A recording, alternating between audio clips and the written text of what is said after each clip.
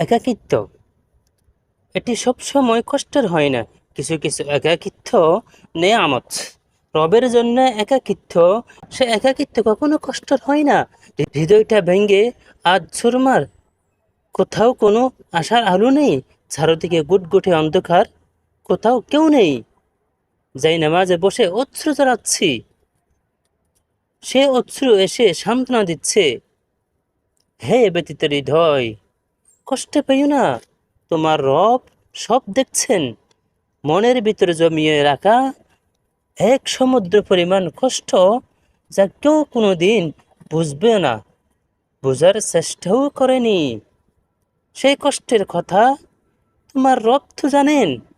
তিনি তোমার সহায় হয়েছেন বলেই তো তোমার এই একাকিত্ব দিয়েছেন, যাতে তোমার কষ্টের কথা তোমার রবের কাছে বলে হালকা হতে পারো।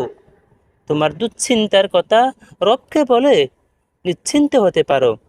হে ব্যতীত হৃদয়, তুমি কি জানো না তোমার রব যে অসম্ভবকে সেকেন্ডের মধ্যে সম্ভব করতে পারে? তাহলে একাকিত্ব তুমি কেন ভয় পাও?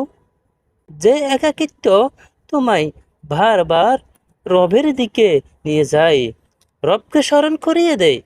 হে ব্যতীত হৃদয়, কষ্টে পেও না, শীঘ্রই তোমার রব তোমাকে এত দিবেন যে তুমি সন্তুষ্ট হয়ে যাবে।